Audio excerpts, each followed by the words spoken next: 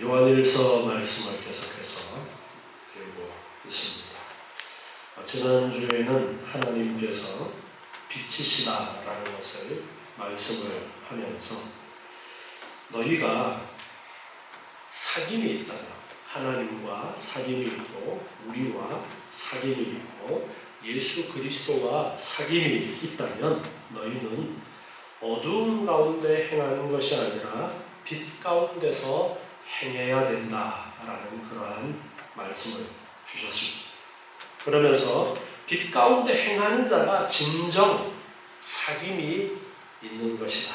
하나님과 사귐이 있고 예수 그리스도와 사귐이 있고 또한 교회로서 성도들 간에 온전한 사귐이 있는 것이다 라고 말씀하면서 빛이라는 단어와 사귐이라는 단어를 강조를 해서 말씀을 하셨습니다. 그리고 이제 이어서 2장 말씀에서 보면은 1절에 나의 자녀들아 내가 이것을 너희에게 쓰면 그렇게 말씀하셨습니다. 나의 자녀들아 라고 이렇게 말씀을 하면서 사도 요한이 이때 연세가 아주 많은 그러한 때였고 오랫동안 교회와 관계를 맺고 있으면서 애정을 듬뿍 담아서 나의 자녀들아 라고 그렇게 편지를 쓰면서 교회에 권고를 하고 있는데요. 내가 이것을 쓰는 이유는 즉 이 요한 1서의 이 편지를 너희에게 보내는 이유가 무엇인지 거기에 대해서 말씀을 하고 있습니다. 그것은 너희로 죄를 범치 않게 하려 함이라 그렇게 말씀하십니다. 죄를 범치 않도록 하기 위해서 이 요한 1서 편지를 기록해서 보냈다라는 것입니다. 1장에서 언급된 바와 같이 영원한 생명을 보고 듣고 만지며 계속적으로 사귐이 있는 하나님과 사귐이 있고 예수 그리스도와 사귐이 있고 교회 안에서 온전한 사귐이 있는 진정한 그리스도인들은 죄를 범치 말아야 한다라고 말씀하십니다. 앞에 말씀에서는 빛과 어두움을 대조해서 빛 가운데 거해야 한다라고 말씀하셨는데 같은 의미를 말씀하시는 거예요. 너희가 어두움 가운데 있으면 안 된다. 이 말이 곧 죄를 범하지 않아야 된다라는 말씀이에요. 그래서 죄를 범하지 않도록 어두움 가운데 행하지 않고 빛 가운데 행하도록 하기 위해서 지금 이 요한 1서를 기록하고 있다고 말씀하는 것입니다.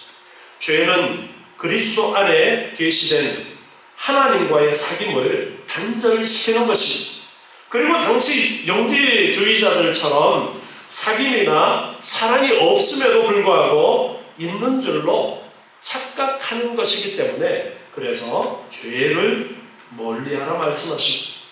요한은 오늘 말씀에서 이 요한 1서 전체의 기록하는 목적이 그리스도인들로 하여금 온전한 사귐을 유지하도록 하기 위해서 그 사귐이 단절되게 하는 죄, 어두움 그것을 막도록 하기 위해서 이 요한 1서의 말씀을 기록했다라고 그렇게 말씀합니다. 그러면서 만일 누가 죄를 범하면 아버지 앞에서 우리에게 대언자가 있으니 곧 의로우신 예수 그리스도시다. 죄를 범치 않아야 되지만 이 땅에 사는 연약한 아직까지 우리들은 구원받은 자임에도 불구하고 거듭난 자임에도 불구하고 죄를 짓게 되는 경우가 있습니다. 그러나 그렇게 죄를 범하는 경우가 있더라도 아버지 앞에서 우리에게는 대언자가 있다. 바로 의로우신 예수 그리스도가 우리의 대언자시다라는 말씀입니다.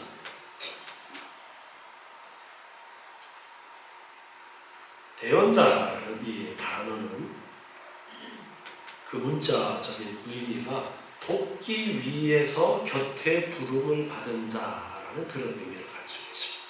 돕기 위해서 곁에서 부름을 받은 자, 위로자 또는 옹호자, 변호자 이렇게 번역할 수 있습니다. 성령을 요한복음에서 뭐라고 말씀하셨어요? 보혜사라고 말씀하셨죠. 그것과 비슷한 그런 의미로서 특별히 여기에서는 지금 법정적인 그런 용어로서 이 단어를 사용하고 있습니다. 법정적인 용어에서 이 의미는 어떤 의미가 강조가 되어지느냐 하면 변호사의 의미가 강조가 되어집니다. 그리스도께서 심판의 자리에서 심판하실 때에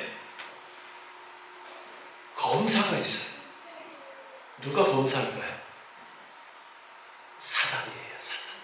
사단이 검사 역할을 고자질하는 거예요. 저 사람 무슨 죄 지었는데, 저 사람 무슨 죄 지었는데,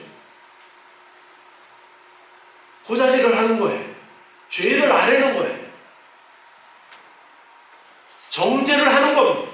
그때에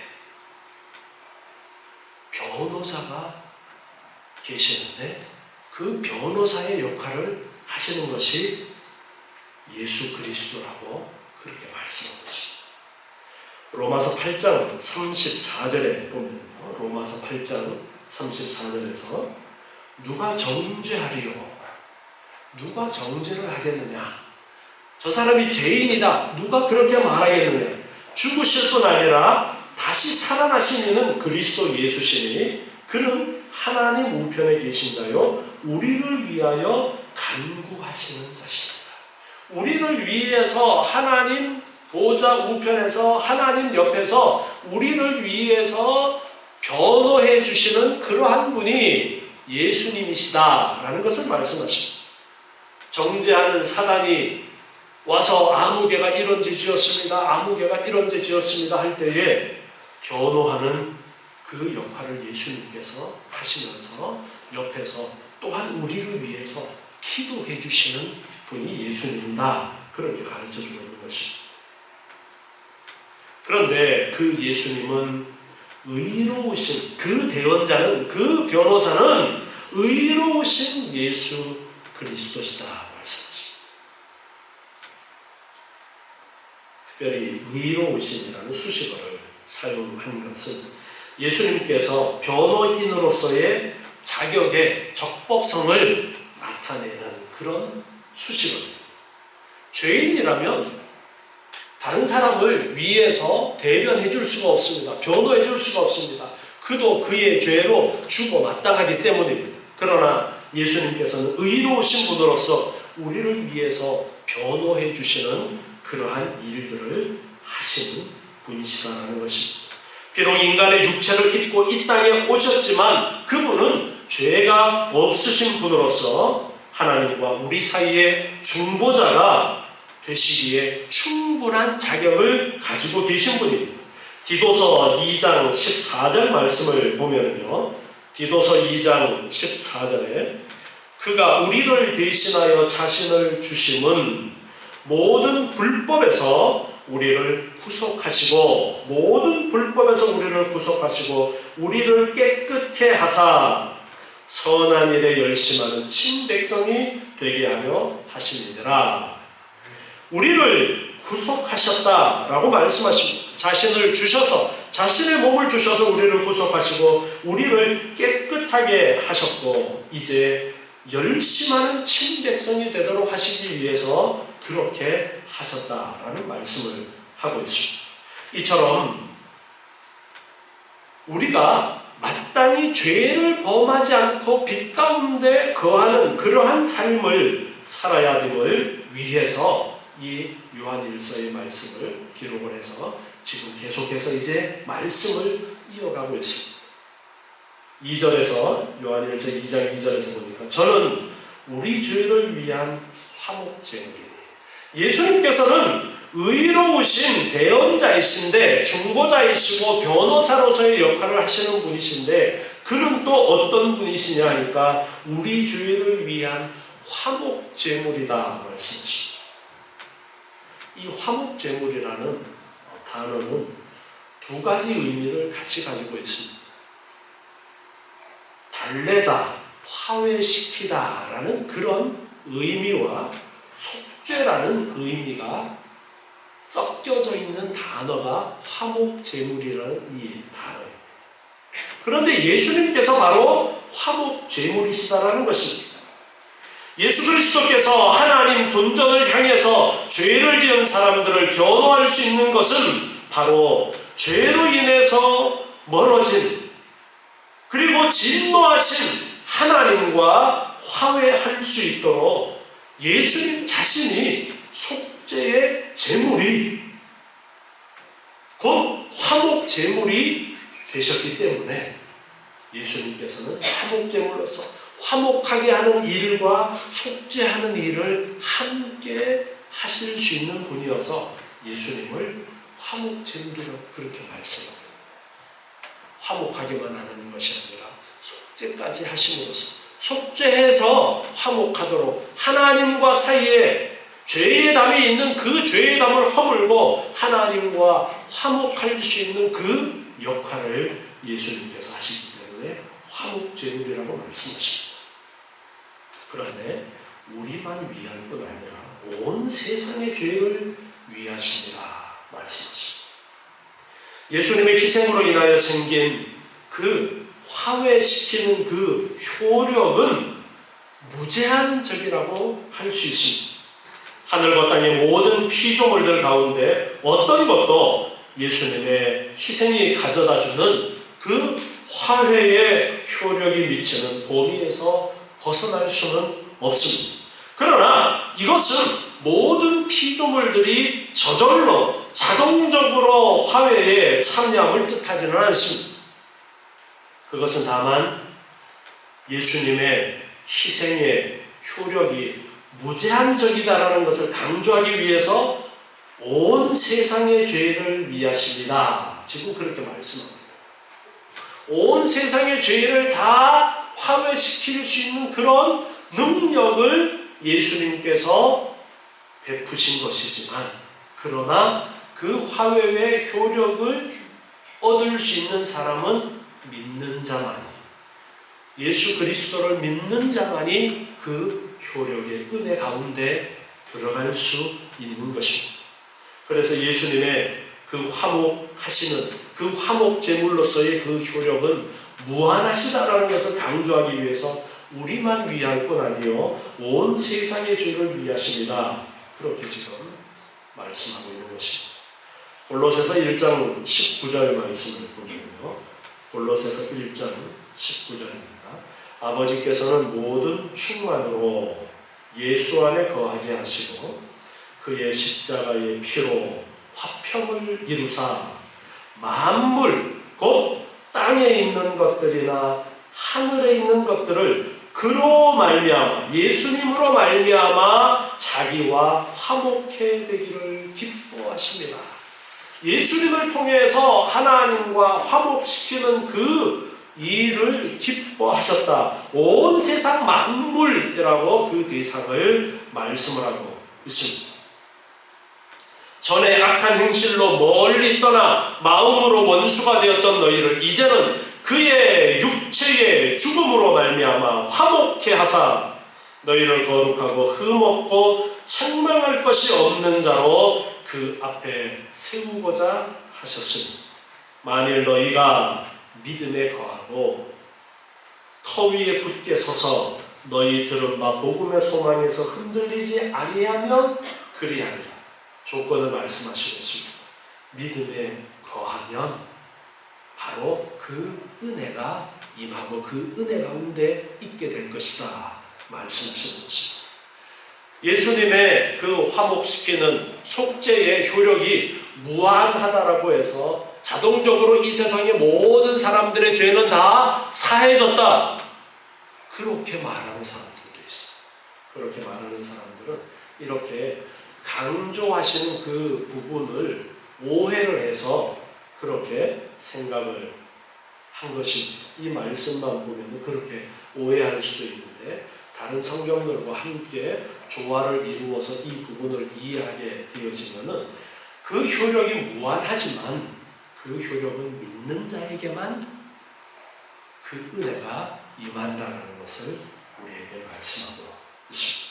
이처럼 예수님께서는 우리의 중보자가 되시고 우리의 변호사가 되셔서 하나님 앞에 우리를 연결시켜 주시는 그러한 역할을 하십니다. 또한 화목제물이 되셔서 우리를 하나님과 연결시켜 주시는 그러한 역할을 하십니다. 그래서 우리가 하나님과 무엇이 있도록 하시는 거예요? 사귐이 있도록, 교제하도록, 하나 되도록 우리를 이끄시는 그 역할을 하시는 것입니다. 베드로전서 3장 18절 말씀을 보면요, 베드로전서 3장 18절에 그리스도께서도 한 번 죄를 위하여 죽으사 의인으로서 불의한 자를 대신 하셨습니다.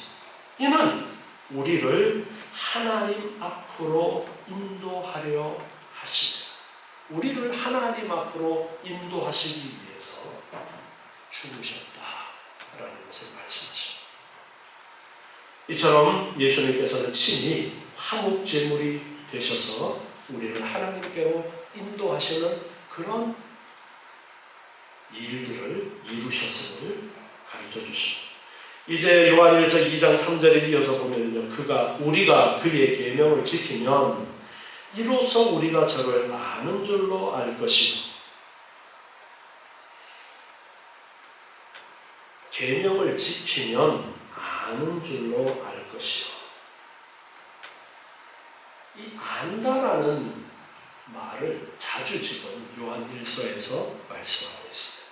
이 안다라는 말씀을 요한일서에서 자주 말씀하시는 것은 당시에 교회 안에 있었던 이단적인 가르침인 영지주의적인 가르침 때문에 그랬다고 말씀을 앞에서 여러 번 드렸습니다. 그들은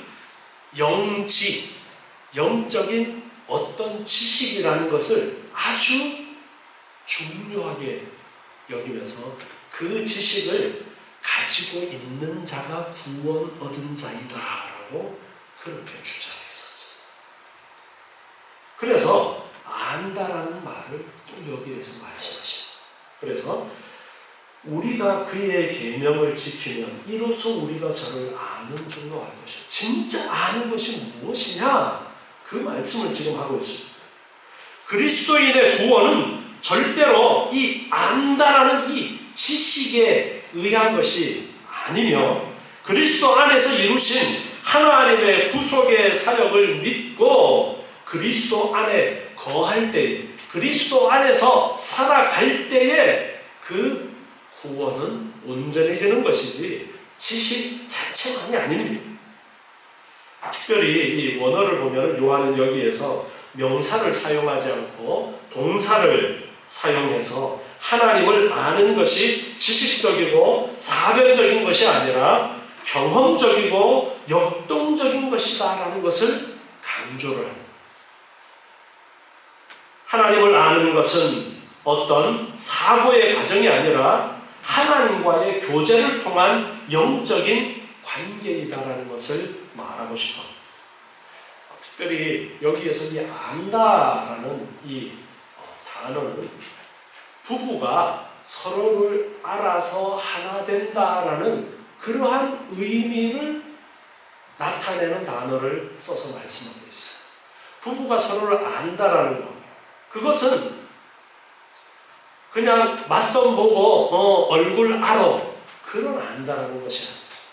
같이 살아가면서 서로에 대해서 정말 그 누구보다가 육체적으로도 알아가고 또 생활하면서 그 마음속에 어떤 마음이 있고 또 어떤 행동을 그가 즐겨하는지 그 모든 것들을 같이 살아가면서 알아가는 그러한 알을 말씀합니다. 그래서 단순한 지식이 아닌 거예요. 영지주의자들은 그저 단순한 어떤 수준 높은 그 지식만 가지고 있으면 그가 구원을 얻는다라고 그렇게 가르치고 있는데 그것이 아니라는 것을 지금 말씀하고 있는 것입니다.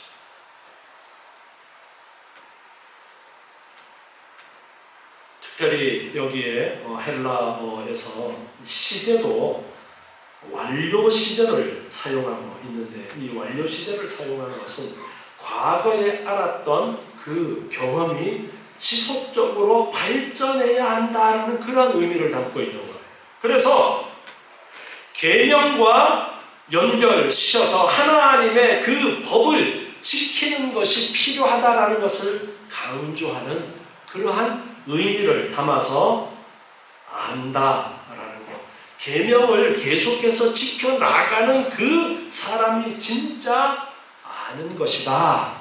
그렇게 너희들이 안다라고 하는 그저 정말 어떤 정지된 지식 그런 것이 아니다라는 것을 말씀하십니다. 그래서 4절에 이어서 말씀하시기를 저를 아노라 하고 그의 계명을 지키지 아니하는 자는 거짓말하는 자요 진리가 그 속에 있지 아니하는 것이다. 다시 반대로서 말씀하고 있는 것이 안다고 하면서 계명을 지키지 않는 것은 거짓말이고 진리가 그 속에 없는 것입니다. 안다고 주장하면서 하나님의 계명에 순종함이 없는 당시의 영지주의자들 그리고 도덕 폐기론자들 율법 지킬 필요 없고 계명 지킬 필요 없어 그 지식만 알면 다 된 거야 그렇게 이야기하는 그들을 향해서 말씀하고 있는 것입니다. 그들은 죄를 지어도 괜찮다라고 그렇게 이야기합니다. 이렇게 죄를 가볍게 여기는 그들은 정말 하나님을 아는 지식이 그들에게 있느냐, 예수님을 아는 지식이 그들에게 있느냐, 그렇지 않다는 거예요. 진정으로 예수님을 아는 지식이 있다면, 하나님을 아는 지식이 있다면 그들은 계명을 지키는 삶을 살게 되어진다는 것을 말씀하십니다. 앞에서 요한일서 1장 6절에서 말씀하셨죠. 만일 우리가 하나님과 사귐이 있다 하고 어두운 가운데 행하면 거짓말하고 진리를 행치 아니합니다. 이 말씀과 똑같이 지금 말씀하고 있는 거예요. 하나님을 아노라 하고 그의 계명을 지키지 아니하는 자는 거짓말하는 자예요. 진리가 그 속에 있지 않는 것입니다. 그 지식이 가짜 지식이라는 것입니다. 디도서 1장 16절에 보면요. 디도서 1장 16절에서 저희가 하나님을 시인하나 행위로는 부인하니 가증한 자요 복종치 아니하는 자요 모든 선한 일을 버리는 자니라. 자, 우리가 복음서에 보면은 귀신들이 예수님을 알았어요, 몰랐어요? 알았어요. 그들이 예수님 시인해요, 안 해요? 입으로는 시인합니다. 입으로는 예수님이 그리스도라는 걸 알고 있어요. 그렇지만 그들은 진정 예수님을 안다라고 할 수 없는 것이 그들은 계명을 따라 예수님의 말씀을 따라 행하는 행함이 없었던 그런 존재들이었습니다. 그래서 단순하게 지식만 가지고 있는 것은 아무런 소용이 없다라는 것을 말씀하고 있습니다. 그래서 야고보 사도도 야고보서에서 행함이 없는 믿음은 죽은 거야, 거짓이야, 가짜야 그렇게 말씀하십니다. 정말 믿음이라는 그 믿음이 있는 사람은 행함으로 나타나진다라는 겁니다. 그 행함으로 그 지식이 진실되다라는 것을 증명한다는 겁니다. 그래서 그 안에 진리가 없기 때문에, 진정 예수 그리스도가 없기 때문에, 성령이 없기 때문에 그들은 행함이 없는 것이고, 죄를 지어도 괜찮다라고 말하는 그들은 진정 거듭난 자들이 아니다라는 말씀을 하고 있는 거예요. 요한일서 2장 5절에서 보니까 누구든지 그의 말씀을 지키는 자는 하나님의 사랑이 참으로 그 속에서 온전케 되었나니 이로써 우리가 저 안에 있는 줄을 아노라. 요한복음 14장 21절에서 나의 계명을 가지고 지키는 자라야 나를 사랑하는 자니, 나를 사랑하는 자는 내 아버지께 사랑을 받을 것이요 나도 그를 사랑하여 그에게 나를 나타내리라. 계명을 지키는 것이 곧 하나님을 사랑하는 것이고, 하나님을 사랑하는 그 사랑이 있는 자에게 온전히 예수 그리스도를 드러내시겠다 말씀하신 부분, 우리가 요한복음 배우면서 배웠던 부분입니다. 그의 말씀을 지키는 자는 하나님의 사랑이 그 속에 온전케 된 자다. 그리고 우리가 저 안에 있는 줄을 안다 말씀하고 있습니다. 요한복음 15장 10절에서도 말씀하십니다. 내가 아버지의 계명을 지켜 그의 사랑 안에 거하는 것 같이, 내가 아버지의 계명을 지켜서, 예수님께서 아버지 하나님의 계명을 지켜서 아버지 하나님의 사랑 안에 거하는 것 같이 너희도 내 계명을 지키면 내 사랑 안에 거하리라. 이렇게 말씀하시면서 포도나무 비유를 말씀하시면서 붙어 있어야 된다, 예수 그리스도 안에 있어야 된다 강조하셨던 부분이죠. 정말 하나님과 온전히 사귐이 있는 자, 하나님과 교제하는 자는 어떤 사람이냐? 말씀을 지키는 자라는 거예요. 에스겔서 36장 26절 말씀을 보면요, 에스겔 36장 26절입니다. 또 새 영을 너희 속에 두고, 바로 성령을 부어주실 것을 예언하시는 부분인데요, 새 영을 너희 속에 두고, 바로 성령을 너희 속에 두고 새 마음을 너희에게 주되 너희 육신에서 굳은 마음을 제하고 부드러운 마음을 줄 것이며, 성령을 주심으로써 우리의 굳은 마음을 부드럽게 변화시키신다라는 거예요. 또 내 신을 너희 속에 두어 성령을 우리 안에 주셔서 너희로 내 율례를 어떻게 해요?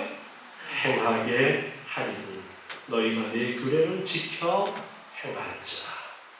성령을 우리에게 주시는 이유가, 성령을 우리에게 주심으로써 우리를 구원으로 이끄시는데 바로 행하도록 하기 위해서다 말씀하십니다. 말씀을 행하도록 하기 위해서. 요한복음 14장 23절에서 예수님께서 말씀하십니다. 사람이 나를 사랑하면 내 말을 지키리니 내 아버지께서 저를 사랑하실 것이요 우리가 저에게 와서 거처를 저와 함께 하리라. 하나님께 대한 성도의 사랑은 그리스도인이 되는 순간 단번에 이루어지는 것이 아닙니다. 우리의 구원이 예수 그리스도를 믿음으로 단번에 이루어지지만 아직 완성되어야 되는 부분이 남아있어요. 그 완성되어야 되는 부분을 무시해버리면 그 사람의 구원은 진짜백의 구원이 아닐 수 있다는 것을 가르쳐 주셔요. 진짜 구원함을 얻은 사람은 그 뒤에 어떤 과정이 뒤따라야 되느냐면 성화의 과정, 예수 그리스도를 닮아가는 과정, 예수 그리스도의 말씀을 순종하고 행하는 과정, 예수 그리스도와 사귐이 있는 과정, 교제가 있는 과정, 즉 교회와 예수 그리스도와 하나님과 교제가 있는 그런 삶을 산다는 것입니다. 그래서 점진적으로 온전을 향해서 나아가는, 이루어 나아가야 되는 구원이 우리에게 남아있는 숙제라는 것을 말씀하십니다. 그래서 우리 성도들이 나는 하나님과 교제한다, 나는 예수님과 교제한다 라고 하면서 교회 안에서 성도들과의 교제를 하지 않는 사람은 정말 하나님과 교제하는 사람이 맞는가 자기 스스로를 한번 살펴봐야 돼요. 왜? 하나님과 진정 교제하는 사람은, 예수 그리스도와 진정 교제하는 사람은 교회는 예수님의 몸이에요. 성도들이 교회예요. 예수님의 몸과 교제하지 않으면서 나는 예수님과 교제한다라는 게 가짜가 되어버려요. 그래서 성도들 간의 교제가 엄청나게 중요한 거예요. 서로 사랑을 나누고 서로를 돕고 하나 되어지는 이 과정이 너무나도 중요한 과정. 그래서 사귐이 있다는 것은 단순하게 하나님하고만 사귀는 것이 아니라 하나님과 사귐이 있으면 예수님과 사귐이 있는 것이고 예수님과 사귐이 있으면 교회 안에서의 성도들과의 사귐이 또한 함께 해야 되는 것입니다. 요한일서 2장 6절에 말씀하십니다. 저 안에 거한다 하는 자는 그의 행하시는 대로 자기도 행할지니라. 정말 예수 그리스도 안에 하나님 안에 거한다라고 하는 그런 사람은 그의 행하시는 대로 예수님께서 하시는 대로 그도 행할지니라 말씀하십니다.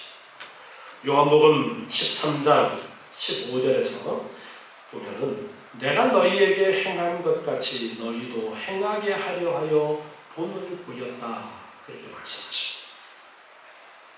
베드로전서 2장 21절에서도요. 이를 위하여 너희가 부르심을 입었으니 그리스도도 너희를 위하여 고난을 받으사 너희에게 본을 끼쳐 그렇게 말씀하십니다. 그 자체를 따라오게 하려 하셨느니라. 우리에게 본을 보이셨다. 예수님께서 우리에게 본을 보여서 예수님을 따라오도록 하기 위해서 그래서 본을 보였다. 예수님께서 하나님이시고 하나님의 아들이신데 사람을 입고 이 땅에 오셔서 왜 율법을 다 준행하시면서 삶을 보여주셨느냐? 우리의 본보기로 예수님처럼 살아가도록 예수님처럼 하나님의 말씀에 전적으로 순종하는 그 삶을 본보기로 보여주시기 위해서 그렇게 하신 것이다 말씀하십니다. 여기에 특별히 저 안에 거한다라는 이 말을 또 사용하고 있는데요. 영지주의자들이 세 가지 주장을 주로 하는데 첫 번째가 지식과 관련해서 내가 그를 안다 라고 말하고요. 두 번째가 내가 그 안에 거한다 라고 말하고요. 세 번째가 빛 가운데 거한다 라고 말합니다. 지금 사도 요한이 이 세 가지를 다 지금 말씀하고 있는 것이죠.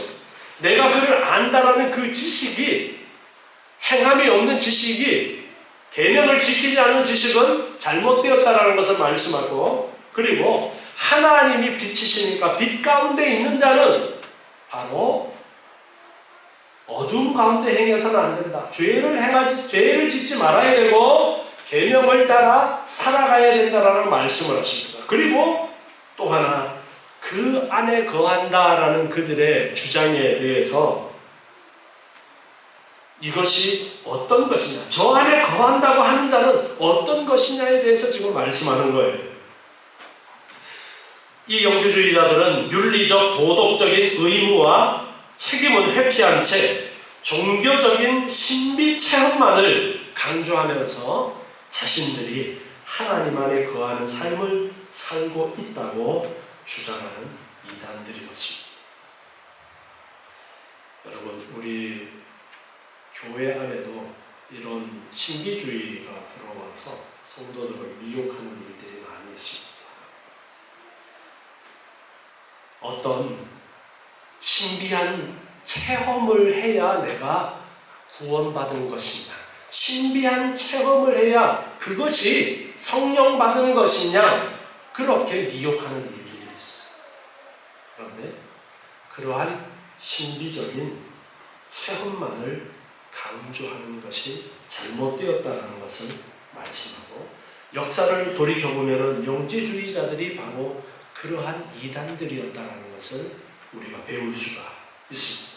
그들은 내가 하나님 안에 거한다라고 하면서 하나님 안에 거하는 자는 신령한 언어로 하나님하고 대화해야 돼. 그러면서 방언 못 받은 자는 구원 못 받았어. 그런 말도 하고,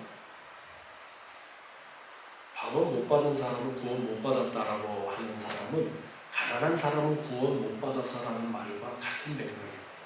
왜냐하면 은사는 사람에 따라 다르게 주시는 것이고, 은사 중에 하나가 방언이고 은사 중에 하나가 물질도 은사 중에 하나이기 때문에 그렇습니다. 어떤 사람에게는 그런 은사가 있는 것이고 어떤 사람에게는 없는 것인데, 그것만이 다인 양 말할 때에 문제가 생기는 것입니다. 방언의 은사, 물론 성경에서 분명하게 말씀하고 있습니다. 은사들이 있지만 신비한 체험, 성경에 말씀하고 있어요? 말씀하고 있지 않습니다. 말씀하고 있습니다. 그러나 신비한 체험도 있지만 그것이 다가 아닌 거예요. 그것보다 더 중요한 것이 무엇이냐? 저 안에 거한다 하는 자는 신비한 체험을 하는 그런 사람이 아니라 그의 행하신 대로 자기도 행하는 자다라는 것을 말씀하십니다. 정말 예수 그리스도 안에 있다면, 성령이 그 안에 있는 사람이라면 하나님의 말씀을 따라 살고자 하는 마음이 그 안에서 샘솟듯 일어나기 때문에, 그의 말씀을 따라 행하는 그 행함이 없다면 그는 성령이 없는 자이고 진리가 없는 자이고 예수가 없는 자이고 구원받지 못한 자라는 것입니다. 영지주의자들은 자신들은 영적인 신비한 지식을 가지고 있어서 구원받았다라고 하지만, 아무리 그들이 예수님을 안다라고 말은 해도 그들이 예수님의 가르침대로 행하지 않는다면 그들의 그 지식은 헛된 지식에 불과하다는 것을 지금 강조하고 있는 것입니다. 그래서 그들이 주장했던 영적인 신비한 지식을 가지고 있는 사람은, 영적인 신비한 체험을 하는 사람들은 죄 지어도 괜찮아, 당시에 그런 가르침들이 있었던 거예요. 그래서 거기에 대해서 그것이 틀렸다, 그것이 잘못되어졌다. 진정 하나님 안에서 사귐이 있는 사람은, 하나님의 자녀가 된 사람은, 양심이 살아난 사람은 죄를 짓지 않으려고 해야 되고, 어두운 가운데서 있지 않으려고 해야 되고, 빛 가운데 있으려고 해야 되고, 하나님의 말씀을 따라, 하나님의 계명을 따라, 예수님께서 말씀하신 그 말씀을 따라 살아가려고 무던히 애쓰고 또 애쓰는 그런 삶을 살아야 되는 것이다. 비록 우리가 이 땅에서 그 죄를 완전히 다 이기지 못한다 할지라도 무던히 그렇게 노력하는 그 삶이 나타나야 그 사람이 진정 거듭난 자이다. 예수님께서 우리의 대언자가 되셔서 우리의 죄를 다 씻어주셨기 때문에, 그렇기 때문에 우리는 더더욱 이제 빛 가운데서 행하려고 예수님께서 말씀하신 그 말씀을 따라 살아가려고 애써야 된다, 그렇게 말씀하고 있습니다. 그래서 우리도 이 말씀을 따라서 빛 가운데 있는 자로서, 하나님의 자녀된 자로서 더욱더 하나님의 말씀을 따라서 행하는 이 행함이 있어야 된다는 것을 기억해야 됩니다. 우리가 교리를 가르치다 보면은 지식에 굳어져 버리는 그런 또 잘못된 방향으로 치우칠 수가 있습니다. 그래서 교리를 가르치면서 늘 우리가 교리를 배울 때에 조심해야 되는 것이, 이 교리가 영지주의자들이 이야기하는 그런 식의 지식이 되어버리면 안 되고, 이 지식이 우리의 삶으로 연결이 되어져야 된다는 것을 늘 기억하셔야 됩니다. 그래서 하나님의 말씀을 따라서 행하기에 더욱더 힘쓰시는, 정말 하나님 안에 사귐이 있는, 하나님 안에 교제하는, 정말 교회 안에 있는 여러분의 복된 삶이 되시기 바랍니다. 기도하겠습니다. 하나님 감사합니다. 오늘 주시는 귀한 말씀을 따라 예수 그리스도 안에 있는 자로서, 하나님 안에 있는 자로서, 교회 안에 있는 자로서 온전히 말씀을 따라 순종하기를 힘쓰는 저희의 삶이 되게 도와주시옵소서. 아버지 하나님, 빛 가운데 행하기를 힘쓰게 도와주시옵고, 주의 말씀을 따라 순종하는데 열심내는 저희들이 되도록 주님 도와주시옵소서. 온전히 하나님과 사귐이 있고 예수 그리스도 안에서 교회 안에서 행하는 저희의 복된 삶이 되게 하여 주시옵소서. 예수님의 이름으로 기도드리옵나이다. 아멘.